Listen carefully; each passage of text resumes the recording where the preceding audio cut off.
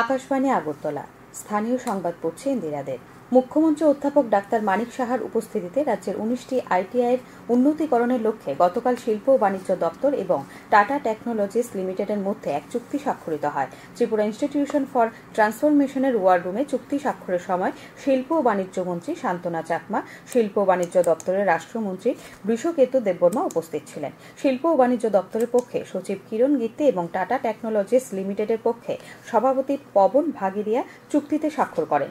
চুক্তি স্বাক্ষরের পর মুখ্যমন্ত্রী বলেন, এই চুক্তি রাজ্যের জন্য মাইলফলক হবে। রাজ্যে শিল্প ও কারিগরি শিক্ষার ক্ষেত্রে এই উদ্যোগ ফলপ্রসূ হবে। এই চুক্তি সম্পাদন হওয়ার ফলে প্রশিক্ষণ সুবিধার আধুনিকীকরণ, উন্নত কোর্স প্রবর্তন এবং আইটিআই থেকে পাশ করা শিক্ষার্থীদের কর্মসংস্থানও বৃদ্ধি পাবে।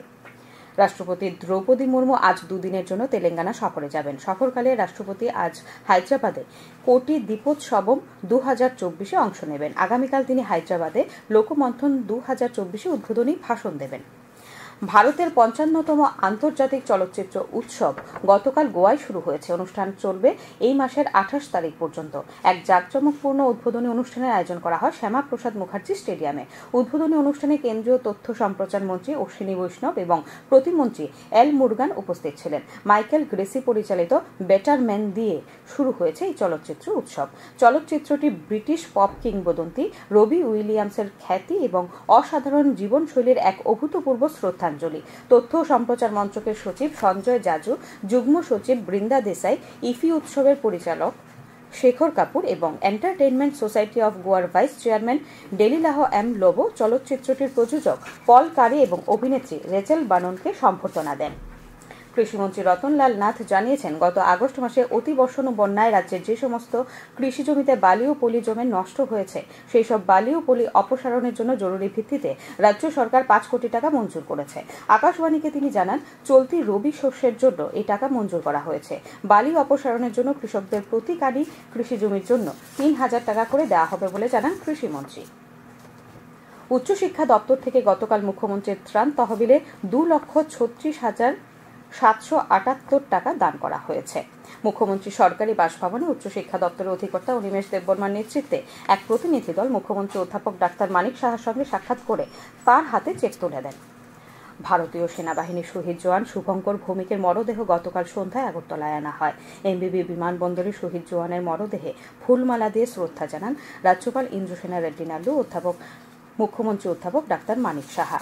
রাজ্যপাল শহীদ শুভঙ্কর ভৌমিকের শোকসন্তপ্ত পরিবার পরিজনদের প্রতি সমবেদনা জানান। মুখ্যমন্ত্রী বলেন, শুভঙ্কর ভৌমিক জম্মু কাশ্মীরের সিয়াচেনে দেশের জন্য দায়িত্ব পালন করতে গিয়ে প্রাণ হারিয়েছেন।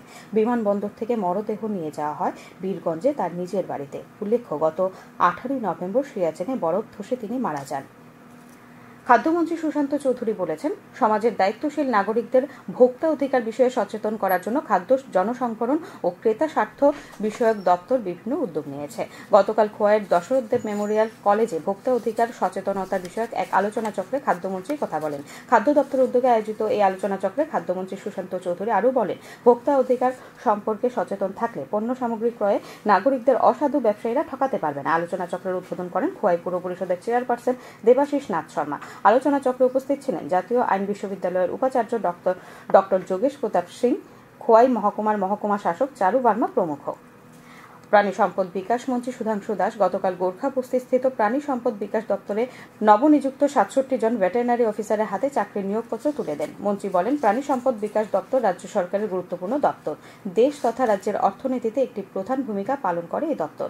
তিনি বলেন, আজকে যাদের নিয়োগ করা হয়েছে তাদেরকে নিয়ে দপ্তর আগামী দিনে সব রকম জটিলতা মুক্ত হয়ে অগ্রগতির পথে এগিয়ে যাবে। তিনি সব কর্মী আধিকারিকদের সততা, নিষ্ঠা ও মনোযোগ দিয়ে কাজ করার পরামর্শ দেন।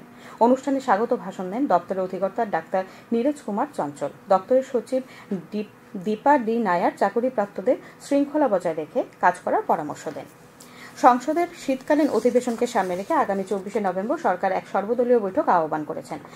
বৈঠকে সভাপতিত্ব করবেন প্রতিরক্ষামন্ত্রী রাজনাথ সিং। বৈঠকে অধিবেশন চলাকালীন লোকসভা এবং রাজ্যসভার কাজ নির্বিঘ্নে সম্পন্ন করতে সরকার সমস্ত রাজনৈতিক দলের সমর্থন চাইবে। উল্লেখ্য, শীতকালীন অধিবেশন এই মাসের 25 তারিখে শুরু হয়ে 20 ডিসেম্বর পর্যন্ত চলবে। তবে 26 নভেম্বর সংবিধান দিবসে সংসদের কোনো অধিবেশন বসবে না। এখন আবহাওয়ার খবর। আজ আকাশ আংশিক মেঘাচ্ছন্ন থাকবে। সকালের দিকে হালকা কুয়াশা পরিলক্ষিত হয়েছে। আজ দিনের তাপমাত্রা সর্বোচ্চ 30 ডিগ্রি সেলসিয়াস এবং সর্বনিম্ন 19 ডিগ্রি সেলসিয়াসের কাছাকাছি থাকবে। আজ ভোরে সর্বনিম্ন তাপমাত্রা ছিল 16.6 ডিগ্রি সেলসিয়াস। এখনকার মতো বাংলা সংবাদ এই পর্যন্তই।